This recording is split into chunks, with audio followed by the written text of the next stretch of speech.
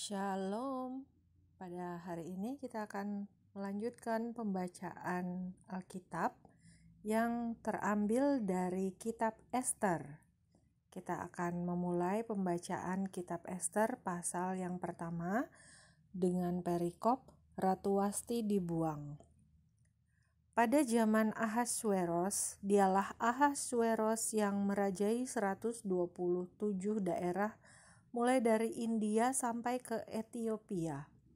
Pada zaman itu, ketika Raja Ahasweros bersemayam di atas tahta kerajaannya di dalam benteng Susan, pada tahun yang ketiga dalam pemerintahannya, diadakanlah oleh Baginda perjamuan bagi semua pembesar dan pegawainya. Tentara Persia dan Media, kaum bangsawan dan pembesar daerah hadir di hadapan Baginda.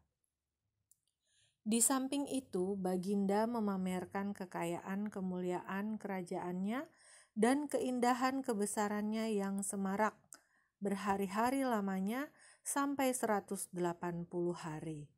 Setelah genap hari-hari itu, maka Raja mengadakan perjamuan lagi 7 hari lamanya bagi seluruh rakyatnya yang terdapat di dalam benteng Susan, daripada orang besar sampai kepada orang kecil, bertempat di pelataran yang ada di taman istana kerajaan.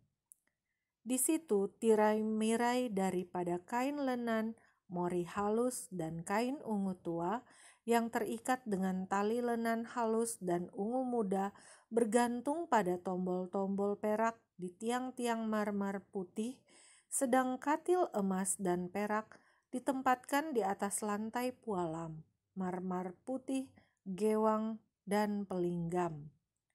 Minuman dihidangkan dalam piala emas yang beraneka warna, dan anggurnya ialah anggur minuman raja yang melimpah-limpah sebagaimana layak bagi raja.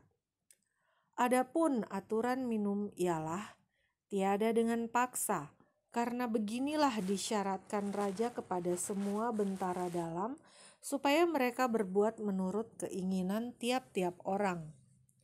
Juga Wasti sang ratu mengadakan perjamuan bagi semua perempuan di dalam istana Raja Ahasweros. Pada hari yang ketujuh, ketika raja riang gembira hatinya karena minum anggur, bertitahlah Baginda kepada Mehuman, Bista, Harbona, Bikta, Abakta, Zetar, dan Karkas, yakni ketujuh sida-sida yang bertugas di hadapan Raja Ahasweros, supaya mereka membawa Wasti, sang ratu, dengan memakai mahkota kerajaan, menghadap raja untuk memperlihatkan kecantikannya kepada sekalian rakyat dan pembesar-pembesar, karena sang ratu sangat elok rupanya. Tetapi Ratu Wasti menolak untuk menghadap menurut titah raja yang disampaikan oleh sida-sida itu, sehingga sangat geramlah raja dan berapi-apilah murkanya. Maka bertanyalah raja kepada orang-orang arif bijaksana, orang-orang yang mengetahui kebiasaan zaman, karena demikianlah biasanya masalah-masalah raja dikemukakan kepada para ahli undang-undang dan hukum. Adapun yang terdekat kepada Baginda ialah Karsena, Setar, Admata, Tarsis, Meres, Marsena, dan Memukan, ketujuh pembesar Persia dan Media yang boleh memandang wajah raja dan yang mempunyai kedudukan yang tinggi di dalam kerajaan. Tanya raja, apakah yang harus diperbuat atas Ratu Wasti menurut undang-undang, karena tidak dilakukannya titah Raja Ahasweros yang disampaikan oleh sida-sida?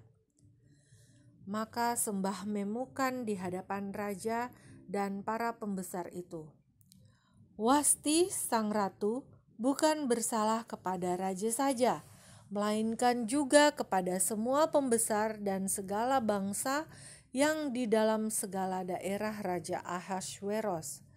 Karena kelakuan sang ratu itu akan merata kepada semua perempuan, sehingga mereka tidak menghiraukan suaminya apabila diceritakan orang, Raja Ahasweros menitahkan supaya Wasti sang ratu dibawa menghadap kepadanya, tetapi ia tidak mau datang.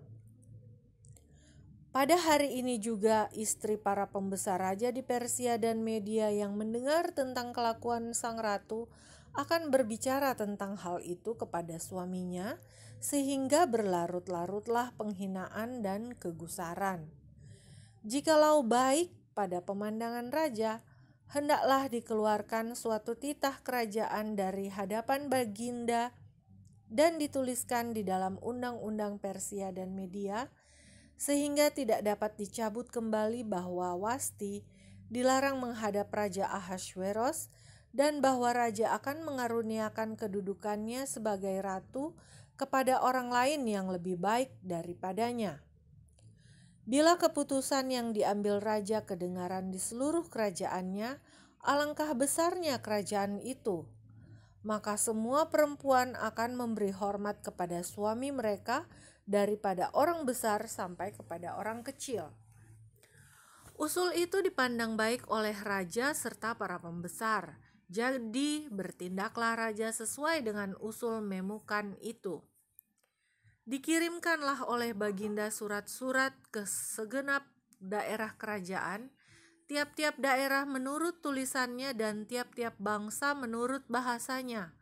Bunyinya, setiap laki-laki harus menjadi kepala dalam rumah tangganya dan berbicara menurut bahasa bangsanya.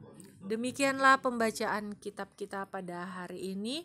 Kiranya Tuhan Yesus Kristus terus menganugerahkan kasih-Nya kepada kita di dalam kedaulatannya yang maha agung.